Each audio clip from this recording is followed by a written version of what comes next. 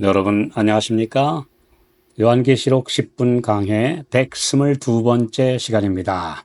오늘은 계시록 8장의 두 번째 강해로 일곱 나팔이라는 주제로 우리 함께 하나님의 말씀을 연구하겠습니다.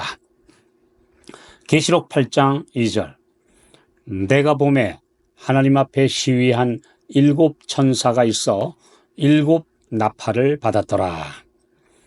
하나님의 보좌가 있는 곳이 하늘 성소이며 계시록의 모든 중요 사건마다 이 하늘 성소에서 시작됨을 볼 수 있습니다. 계시록 8장 3절에 제단과 금향로가 등장하는 것은 모든 구속사업이 성소를 중심으로 펼쳐진다는 사실을 알려주고 있습니다. 그래서 성소 진리를 이해하는 것은 하나님의 백성들에게 구원의 필수적인 지식입니다. 성소 진리에 기초하지 않고 이 진리와 부합되지 않는 모든 교리나 신학은 성경적 뿌리가 없는 거짓 가르침에 불과합니다.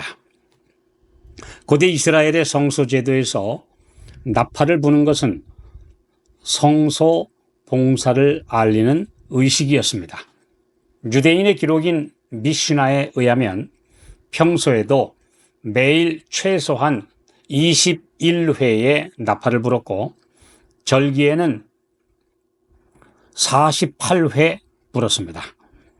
유대인들은 나팔 소리로 하루 일과를 시작하여 나팔 소리에 따라 행동하는 것이 삶의 모습과 전통이었습니다. 성소 중심으로 모든 삶이 진행되었습니다. 항상 제사장들이 성소 앞에서 나팔을 불었습니다.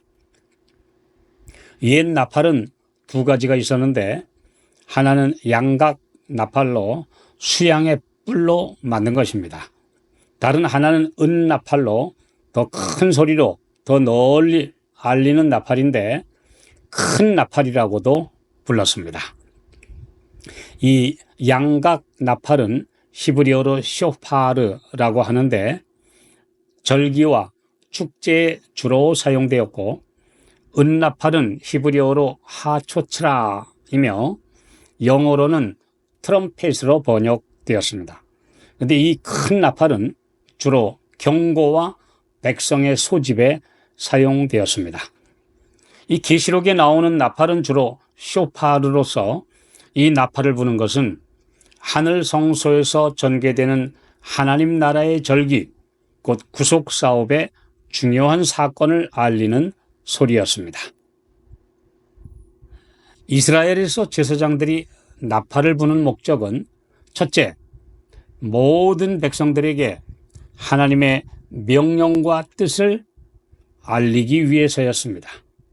예배를 알리고 그들을 소집하고 축제를 선포하며 특히 대속죄일이 다가옴을 알리는 나팔절에서 알 수 있듯이 마음을 가다듬고 회개하도록 촉구하는 큰 외침이었습니다. 나팔 소리가 나면 모든 사람은 귀를 기울여 그 나팔 소리에 따르는 의미를 깨닫고 이에 응할 준비를 해야 했습니다. 나팔을 부는 둘째 목적은 하나님께서 그들 앞에 등장하시며 개입하신다는 것을 의미했습니다. 하나님께서는 나팔을 불 때 내가 기억하리라 라고 말씀하셨는데 이 말씀의 의미는 내가 임하는 것을 사람들에게 알리라 라는 말씀입니다. 나팔 소리가 울리면 백성들은 마음을 가다듬고 준비하여 하나님의 임재 앞에 경건하게 나가야 했습니다. 기드온과 300명이 나팔을 불며 돌진할 때 하나님의 손길이 승리를 이루셨으며 여리고성을 매일 돌다가 마지막에 7번을 돌고 난 후 나팔 소리와 함께 온 백성들이 큰 소리로 외칠 때 그 견고한 성이 무너져 내린 것도 오직 하나님만이 이기신다라고 외친 것입니다. 이것은 하나님의 나팔과 성도들의 외침이 하나가 될 때 엄청난 역사가 일어난다는 사실을 가르쳐 주시는 사건입니다. 민수기 10장 9절 10절. 또 너희 땅에서 너희가 자기를 압박하는 대적을 치러 나갈 때에는 나팔을 울려 불지니 그리하면 너희 하나님 여호와가 너희를 기억하고 너희를 너희 대적에게서 구원하리라. 또 너희 희락의 날과 너희 정한 절기와 월삭에는 번제물의 위에와 화목제물의 위에 나팔을 불라. 그로 말미암아 너희 하나님이 너희를 기억하리라. 나는 너희 하나님 여호와니라. 예수님은 계시록 1장 10절에 나팔 소리와 함께 그분의 교회들을 위해 등장하셨으며 재림의 때에도 나팔 소리와 함께 강림하실 것입니다. 이처럼 나팔 소리는 잠자는 자를 깨우며 세상 일에 팔려 정신을 잃고 있는 사람들에게 경각심을 주기 위한 것입니다. 사탄의 미혹에 빠져 혼미해진 사람들이 나팔 소리를 듣고 정신을 번쩍 차리게 되기를 원하십니다. 나팔을 들어서 크게 불라 주 예수 다시 오네, 이 찬양처럼 사실 이 나팔 소리는 하나님의 종들이 외치는 복음과 경고의 메시지를 상징하는 것입니다. 요엘 2장 1절.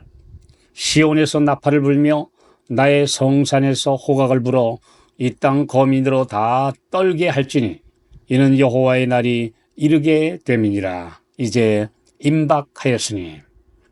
일상적인 제사의 나팔 소리가 아닌 비상 나팔은 전쟁과 심판의 날을 알리는 사이렌이었습니다. 그 목적은 엄숙한 마음과 자세로 회개하도록 하기 위한 것이었습니다. 오늘날도 주의 재림을 위해 준비하도록 경고의 음성이 나팔소리같이 온 세상에 전파되어야 합니다. 고린도전서 14장 8절. 만일 나팔이 분명치 못한 소리를 내면 누가 전쟁을 예비하리요. 예루살렘 성벽의 모든 파수꾼들에게는 나팔이 주어졌고 주의해서 살피다가 위험이 가까우면 즉시 나팔을 불어 성 안에 있는 백성들에게 경고해야 할 엄중한 의무가 있었습니다. 나팔수들은 먼저 징조와 상황을 정확하게 파악해야 합니다. 그리고 위급함을 알면 지체 없이 모든 사람에게 알려야 합니다. 에스겔 33장 6절. 파수꾼이 칼이 임함을 보고도 나팔을 불지 아니하여 백성에게 경고치 아니하므로 그 중에 한 사람이 그 임하는 칼에 제함을 당하며 그는 자기 죄악 중에서 제한 바 되려니와 그 죄를 내가 파수꾼의 손에서 찾으리라. 오늘날 수많은 교회들에서 전해지는 평안과 복받는 비결, 그리고 성공과 번영을 외치는 설교는 이 시대의 나팔 소리가 아닙니다. 그런 설교들은 오히려 세상과 하나 되어 영적으로 깊은 잠에 빠지도록 하는 자장가에 불과합니다. 교회 성장과 외적 부흥을 목표로 하는 비즈니스적인 성공의 비전은 온 세상을 주의 재림을 막기 위해 준비시키기 위한 하나님의 이상과는 거리가 멉니다.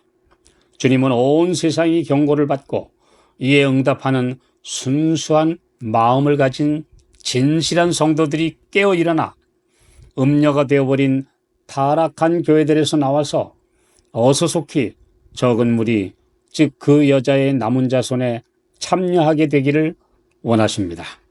무너진 바벨론에서 함께 배도하여 멸망하지 않도록 불러내시기 위한 것입니다. 하나님을 시위하는 7 천사가 나팔을 불기 위해 나팔을 받은 것은 이 땅에 하나님의 심판이 임하기 전마다 미리 경고할 사명을 받았다는 것을 의미합니다. 이 7 나팔이 울려 퍼질 때마다 지상에는 큰 전쟁과 파멸이 일어났으며 드디어 일곱째 나팔이 울릴 때에는 심판이 맞춰질 것입니다.